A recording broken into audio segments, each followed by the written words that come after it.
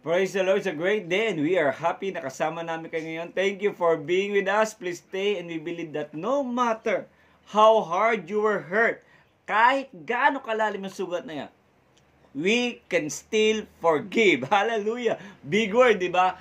By the grace of God. Amen? We can forgive even now. Kasi yan natin pag-aaralan. Our topic for today is how to forgive when it still hurts. Paano ba magpatawad kahit masakit pa? This is Pastor Jay Nozuelo greeting you in this blessed day. Praise the Lord. If you've been hurt or offended or struggling to forgive, may isang bagay gusto sabihin ng Diyos sa iyo. God wants you to be free of unforgiveness. Kailan? Ngayon. Hallelujah. Because not forgiving can ruin your life, even your health. Tandaan niyo yan. Pag hindi ka marunong magpatawad, ang una mong sinisira, hindi sila. Ang una mong sinisira ay ang sarili mo. This might sound scary, but it's true. Amen? Unforgiveness will make you miserable. Hallelujah! Papapangit yan. According to Matthew chapter 18, verse 23 to 35. Ang sabi ng Lord doon, if we do not forgive others, we will be turned over to torturers. Take it up that, mga mapanakit. Kaya if you've been hurt or offended by someone, forgiveness can be a difficult thing. Mahirap talaga magpatawad pa, mas nasaktan ka. However, this is the truth. Unforgiveness is far more dangerous than you realize. Bakit ko sinasabi yan? Mas mahirap ang hindi magpatawad kaysa sa nasaktan because it weakens your spirit.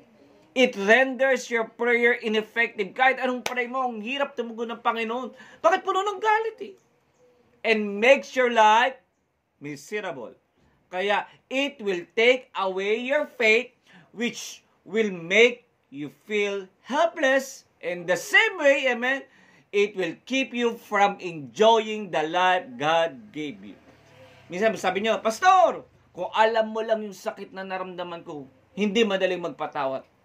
Okay? Hindi mo sasabihin magpatawad ka kung alam mo ang ginawa nila.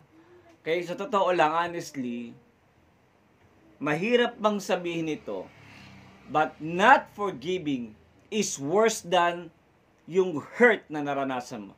It's more than being mad. Amen? Dahil sa ginawa nila.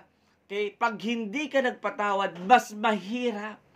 The truth is that not forgiving is like being in a dark prison. Kinukulong mo ang sarili mo sa nakaraan. Kinukulong mo sarili mo sa pangit na sitwasyon. It keeps you being locked from fear, being locked in fear, in sadness, and in anger. It stops you from getting God's blessing in your life.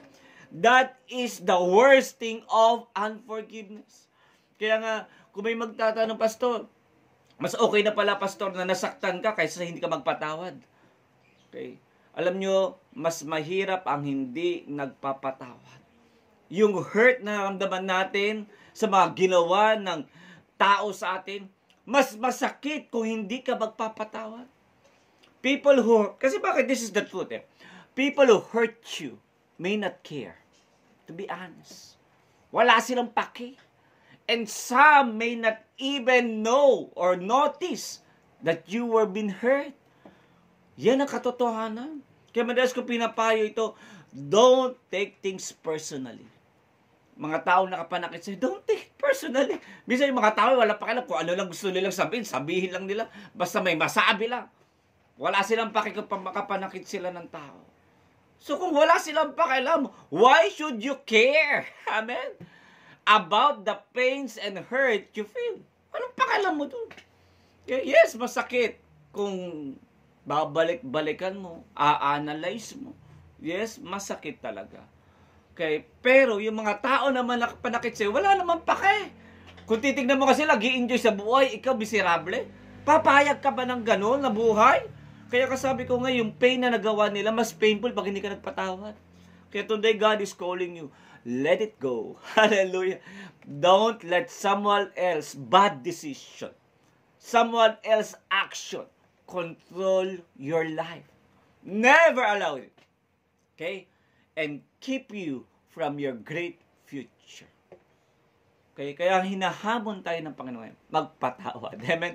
Ito yung magandang tanong. Why let what other people do and say ruin your life?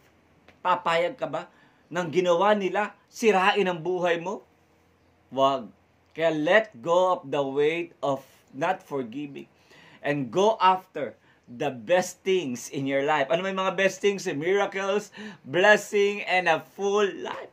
Kaya nga, why dwell on the pain of today when you have a future to look forward to? Kaya today, magandang aralin natin, we will learn the 3 steps on how to forgive when it still hurts. Paano ba magpatawad, Pastor? Kahit masakit pa. Hallelujah. It may not be easy for a lot of people. That is the reality. But it will be great way to live your life. Amen? Yan ang pinakamagandang paraan. Kaya ngayon basahin natin ang ating scripture, maganda pag-aaralan natin sa Mark chapter 11, verse 22 to 25. Basahin natin ito. Madalas kong sinishare itong scripture na ito, pero napakalaman sa biyaya ng Lord. Sabi sa Marcos 11:22, sabagot si Jesus, manalig kayo sa Diyos. Verse 23, tandaan niyo ito. Kung kayo nananampalataya sa Diyos at hindi kayo nag-aalinlangan, maaari ninyong sabihin sa bundok nito, umalis ka diyan at tumalon sa dagat, at ito nga'y mangyayari. Kaya sinasabi ko sa inyo, anuman ang hingin ninyo sa inyong panalangin, maniwala kayo na tanggap na niyon at matatanggap nga niyon. Kapag kayo tumayo upang manalangin, patawarin muna ninyo ang nagkasala sa inyo upang inyong makasalanan ay patawarin din ng inyong amang nasa langit. Ngunit, kung hindi kayo magpapatawad, hindi rin naman kayo patatawarin ng inyong amang nasa langit. Tayo po yung aming Ama, salamat po Lord sa oras na ito. Samahan mo kami ng Espiritu Santo. At maranasan namin ang iyong kapangyarihan na tulungan kami para magpatawad at matanggap ang magandang buhay na ipinangako mo sa amin. Salamat aming Diyos sa buhay. Sa iyo lahat ang glory. In Jesus' name we pray. Amen. Hallelujah. Praise God. Kaya ngayon, aralin natin, amen, how to forgive when it still hurts. Paano ba magpatawad kung ito'y masakit pa rin hanggang ngayon? So number 1, hindi ko na tatagalan. Paano ba magpatawad, Pastor? Una, simple word from God. Obey the word of God.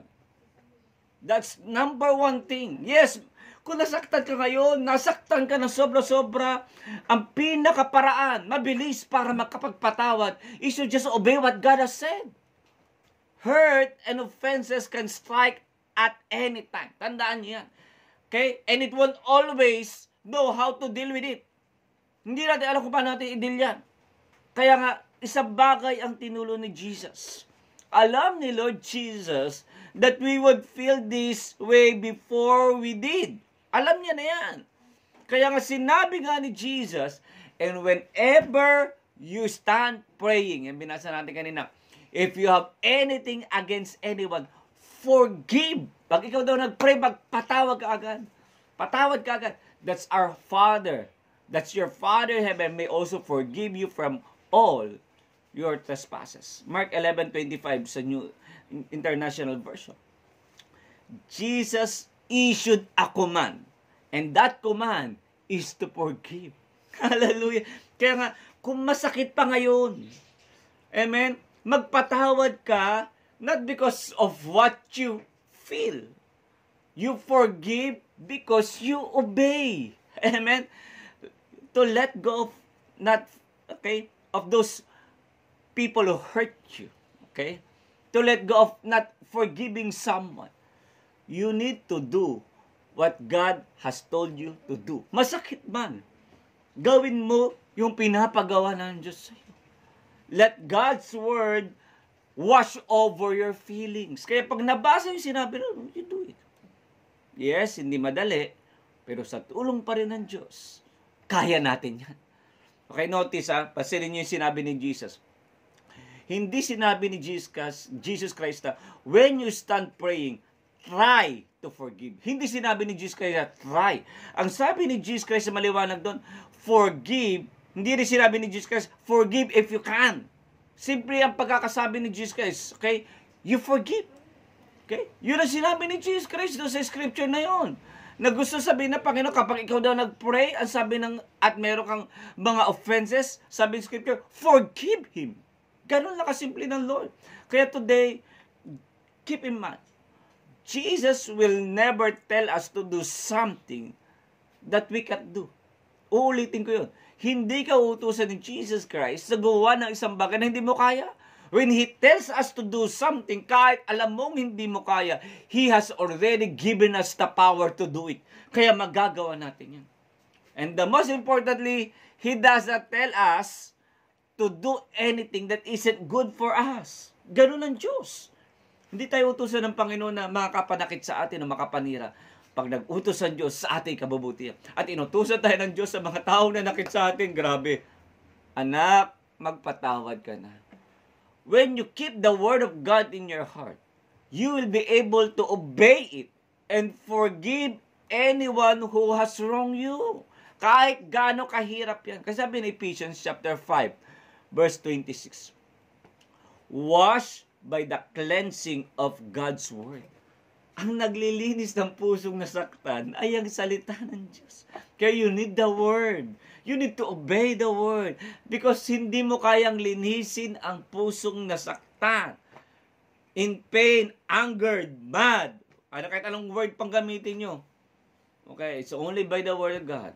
Kaya in order to rid yourself of unforgiveness, you must be cleansed by the Word of God. It means to let the Word of God fill your heart and your mind all the time until you feel that the Word of God is more powerful and alive than what you are feeling. Amen? Mas matimbang na yung salita ng Diyos kaysa sa naiisip mo at nararamdaman mo. Kaya your best weapon against hurt and offenses na naglilid sa unforgiveness, alam nyo, it's the Word of God. Kaya obey it. Hear it. Watch yourself with the Word of God. Make God's Word your final authority. Amen? In your life.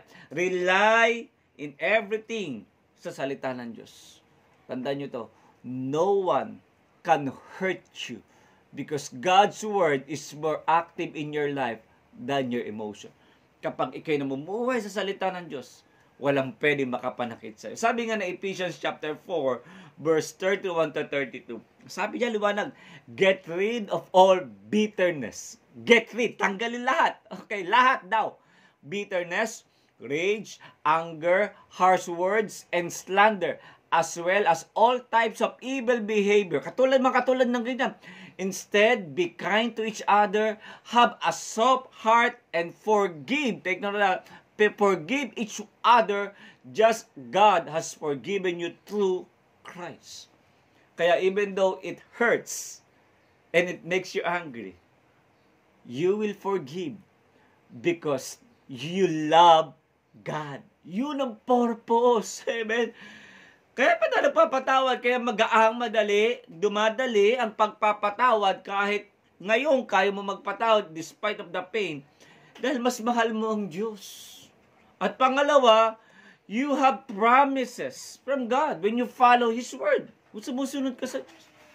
Kaya nga, the Word of God will wash away that anger. Katulad ng isang tubig, kapag merong stain, kaya dumi, ang panlinis natin, tubig, binugasan natin. Ganon din. A thing that will wash away your anger is the Word of God. Kaya number 1, okay, how to forgive when it still hurts? Obey the Word of God. Let that Word fill your heart. And number 2, forgive by faith. Not by feelings. That's another thing. Magpatawad ka sa pamagitan ng pananampalataya at hindi sa pamagitan ng pakiramdam. Alam nyo, ang pagpapatawad is by faith. By faith yan. Amen? Do it the same way you receive your healing or anything else through faith.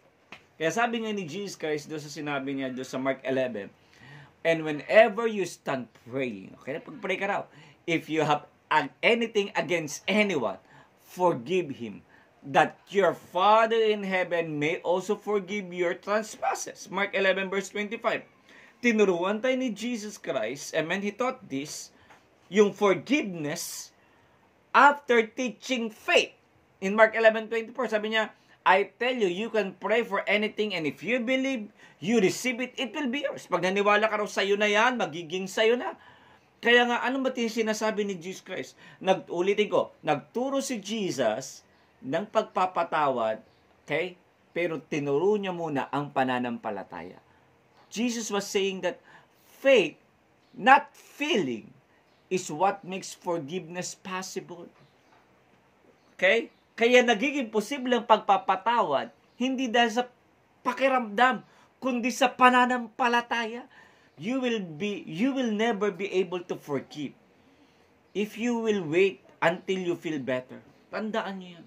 Hindi ka darating sa punto ng makapagpatawad hanggat, amen, hihintayin mo na okay na ang pakiramdam mo. Hallelujah. Keep this in mind. The longer you stay in unforgiving heart, the deeper it gets in your heart. Nagkakaugat yan. Kaya, it will take hold of you. Kaya, so you can't trust your feeling. Take note. Hindi ka pwede magtiwala sa feeling mo na sinasabi sa'yo na galit ka pa. Bakit ka magpapatawad? Alam mo yun? Okay? Hindi mo pwedeng pagkatiwalaan ng pakiramdam mo pagdating kung kailan at bakit ka magpapatawad.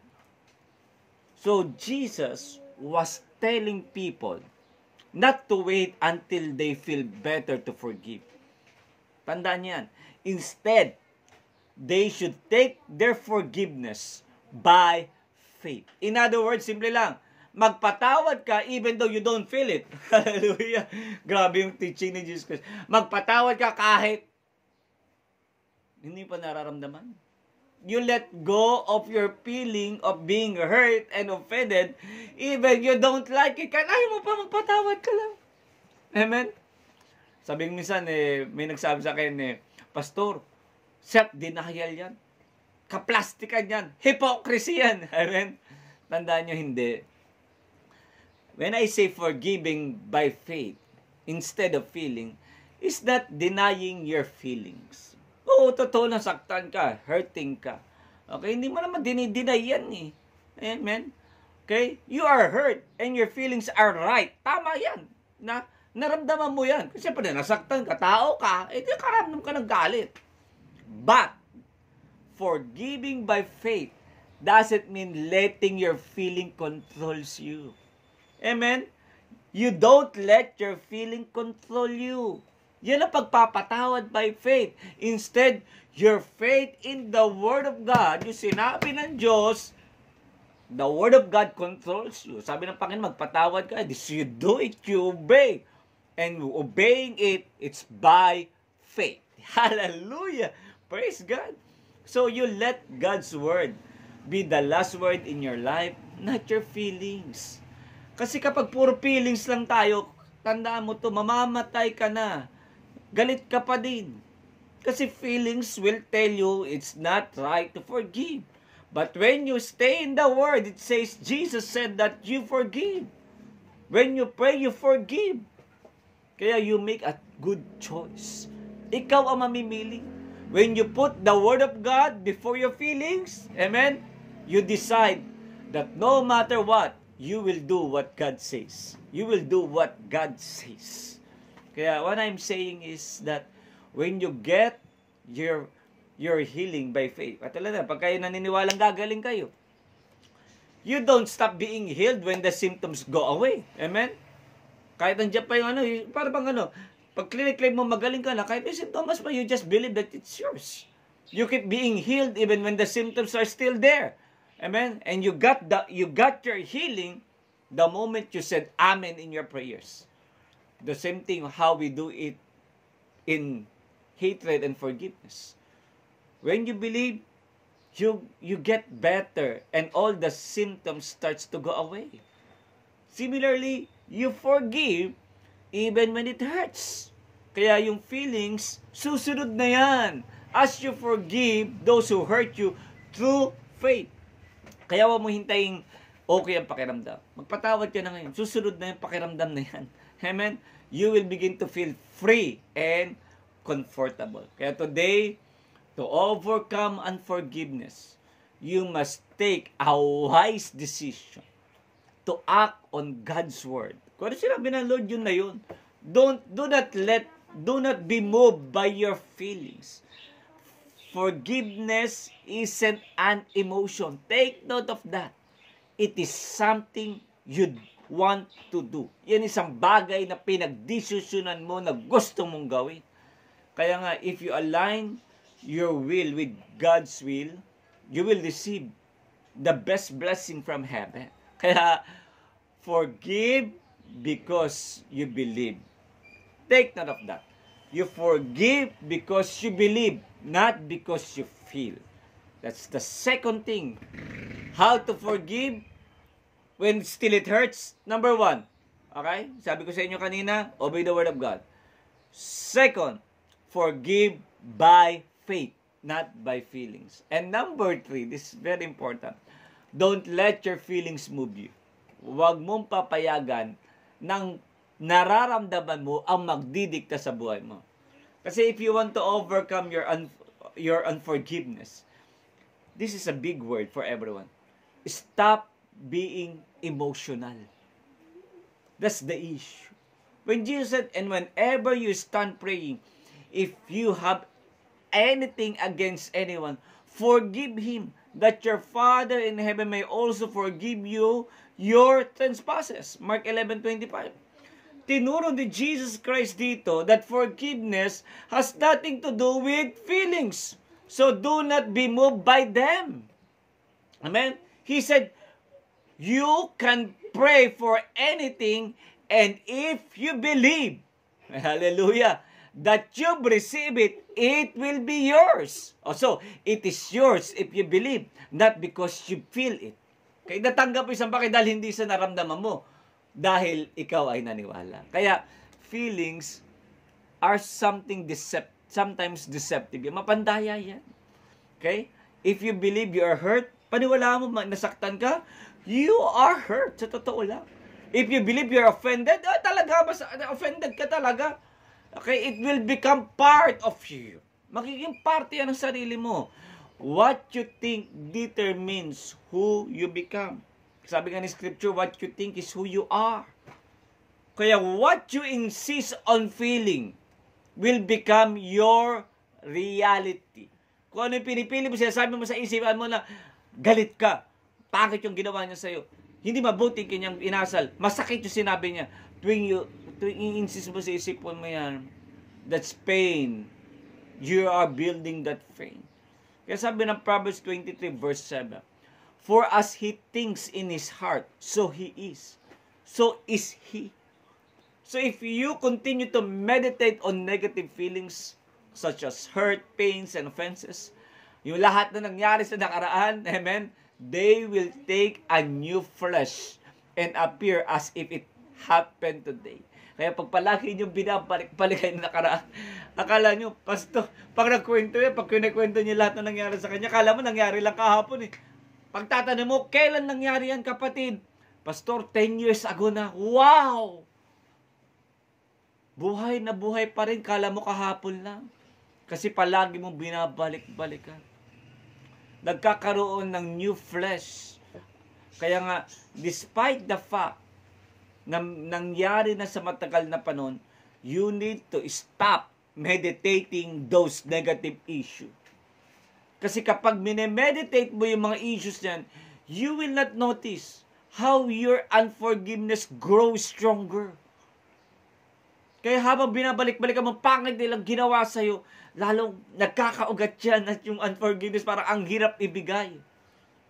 So, do not be moved by your emotions. Huwag mong papayagan. Don't keep thinking about those hurtful situations. Itigil mo na yung pag-iisip ng mga pangit na ginawa. Instead, think about and be moved by the Word of God. Yun ang dapat natin gawin. I tell you that when you forgive, kaya pag nagpatawag ka, minsan meron pa tayo tinatawag na, quote-unquote, lying symptoms of unforgiveness. Kaya minsan may pinapatawad ko na siya, pinagpray ko na. Isang araw, magkakaroon ng mga emotional challenges ang yung pananampalataya sa puso mo. Okay? Na para bang nagagalit ka, naalala mo. Okay? Kaya nga, if you are not careful, it will bind you again to unforgiveness. Kaya nga may ibang tao nagpatawad tapos bumabalik-balik na ganun. Patawad hindi, kala niya nagpatawad kasi hindi kasi yung lying symptoms of unforgiveness ini-entertain niya. So when these things happen, pag sasabi, natatandaan mo ba yung ginawa niya mali sa'yo? You start praising God na lang kaysa isipin mo yung ginawa niyang pangit. And proclaim mo to, I have forgiven that person through faith. Ginusto ko to, not by feelings. I forgive because Jesus commanded it. I am not moved by my emotion. I submit in the will of God. Okay, by the love of God to shed abroad my heart in Jesus' name. Ayan. Pray ka. Kaya ng Lord. Kaya when you do this repeatedly, alam niyo yung feelings, magbabago rin yan. Yes, hindi overnight yan. It may take some time. But it will soon happen. Kaya nga, magugulit ka sooner or later, you will amaze at how easily you can throw your arms around those people, hug them, and say, I love you, brother and sister, despite of all the things that you have done for me. Amen? Kaya nga, you know, what great about this? You're not moved by feelings. Amen? You are doing more of these things from the bottom of your heart than you realize. Bisa kaya mo na silang harapin, kaya mo na silang kamayan, kaya mo na silang ngitian. Hindi nakaplastikan kasi alam mo ang emosyon mo is under control. Kaya sabi nga ng Matthew 18 verse 21 to 22. Then Peter came to him and asked, sabi niya, Lord, how often should I forgive someone who sinned against me? 7 times? Not even 7 times, Jesus replied, but 70 times 7. Amen? So, napakaganda yung sagot ni Jesus Christ kay Peter. Nagtatanong siya kailang beses siyang magpapatawa. So refuse to speak negatively about anyone who has hurt you. Tigil niya na. Kung gusto niyo tumigil ang unforgiveness at galit, stop talking about those things. Refuse to mentally and verbally rehearse the pain they have caused. Masakit nga ginawa nila, huwag nyo nang paulit-ulit na ikwento. Nabubuhay lang yan. Instead, look for a way to bless them. Yun yung way ng Panginoon salita niya. Bless those who hurt you. Pray for those who persecute you. Gawa ka ng parang para i-bless sila. Both verbally and in action. Kaya nga, remember, forgiveness is not one-time transaction. Hindi lang minsan, papatawarin kita ngayon. Next time, hindi na. Hindi pwedeng ganun. Forgive as many times as people have sinned against you. Kahit paulit-ulit yan. Keep in mind that forgiveness is not something that is hard to get. Okay? You can do it. Kaya mo yan. You can forgive the person who hurt you so much and be free of the associated pain and anger. Kaya do not let your emotion move you. Huwag mong papayagan ang emosyon mo magdikta sa'yo. God is telling you, my son, my daughter, forgive. Hallelujah! Praise God! Kaya bilang pangwakas, this is a big word. Forgiveness is not an option. Take note of that. Okay? This is not even a suggestion of our Lord Jesus Christ. It is a command given for our own good. Para sa atin yan. Kasi in reality, unforgiveness is a serious problem in the eyes of God. It is wickedness. Amen. It is described by Scripture as wickedness.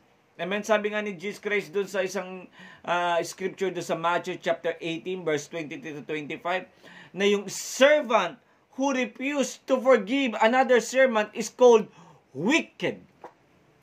That act is wickedness. Kaya remember that forgiving someone who has hurt you, hindi ka nagbibigay ng special favor for his wrongdoing. Okay? For their wrongdoing. Hindi mo silang bibigay ng pabor. Sa manilang ginawa nila sa'yo, hindi pabor yan na magpatawarin sila. Okay? It does not even justify what they have done. Hindi naman gina-justify yung kanilang ginawa. Ang pagpapatawad sa mga taong nakapanakit sa iyo, it is an expression of faith. It's expression of faith and obedience to God. It is a transaction between you and God. Amen? That you allow God to act on behalf of you. Pinapas sa Diyos mo na. Katulad sinabi sa Deuteronomy chapter 32 to 35. Kaya nga, do not be a second-rated forgiver. Amen? A second-rated forgiver na sabi niya, I forgive you but I'll never forget. No. As a believer, you should never settle for that something like this. You are to forgive in a supernatural way. You must forgive as God forgives and free that person from guilt permanently and unconditionally, sabi sa Ephesians chapter 4 verse 32. Kaya this is the 3 steps on how to forgive when still it hurts. Lalo kahit masakit pa, pwede magpatawad. You obey the word of God. Second, forgive by faith, not by feelings. And number 3, do not be moved by your emotions. Kaya nga, don't become an emotional bookkeeper. Hallelujah. Na masipag na nagsusulat ng lahat ng mga ginawa ng tao sa kanyang pangit at mga suffering. Okay? Let's learn to forgive and forget. Amen? More than you realize, your action will open up new world of blessing for you and your family. Kaya just a tip, stay and live in the Word of God. It overcomes unforgiveness.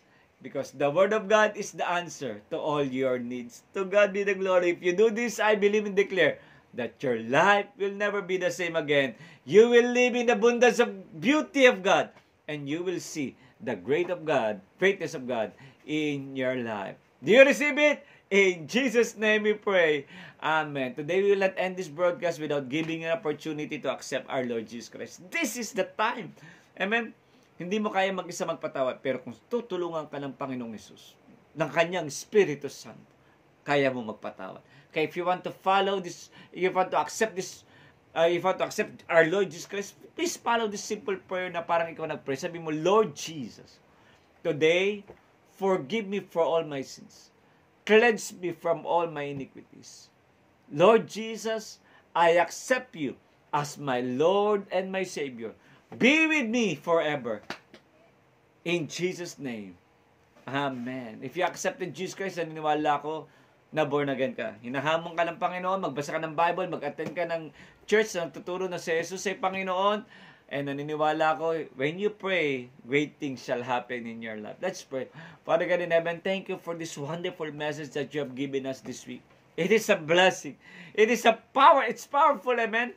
Kaya Lord, ngayon tulungan mo kami to live a life filled with love. Na hindi namin i-allow yung every single moment ng buhay namin at ng aming family to live with unforgiveness. Kaya Father God, cover us with your love. That no matter what happened, we will not be hurt, offended, or angered because your love is more than what we see or feel. Lord, guide us by your Holy Spirit. And let the Lord Jesus Christ fill our hearts with the testimony of your love. Kaya nga sa lahat ng nakakarinig ng message nito, tulungan mo ang bawat isa to forgive and forget permanently all those things that hurt them. Thank you, Lord. And sino man may sakit, pagalingin mo sila. At sino man dumara sa pagsubok, pagpalain mo sila. And we ask all these things in Jesus' name, our Lord and Savior. Amen and amen. Thank you for being with us today, and we are happy to share this Word of God. Right now, if watching YouTube, please don't forget to subscribe in our channel. Click the notification bell and click the notification button. Subscribe, amen. And we are happy for doing it for us. And right now, we also, if you're watching in YouTube, in Facebook, please, okay, like and follow our page, Sigaw ng Tagumpay. And please also share to your friends. Kung napagpala ka, share mo rin sa kanila. Kaya salamat for being with us. We are happy to share these things to you. And the great Word of God. Amen. How to forgive when it still hurts. So, in behalf of Perfect Church Worldwide Ministries, ating Spiritual Director, Bishop Ross M. Nasuelo, ating Senior Pastor, Reverend Dr. Alex Nasuelo, ito po yung lingkod, Reverend Dr. Jane Nasuelo, Pastor Jane Short, with my wife, Elisa, and my daughter, Shalab, saying that we love you, Jesus loves you, and Jesus is Lord. To God be the glory. Hallelujah!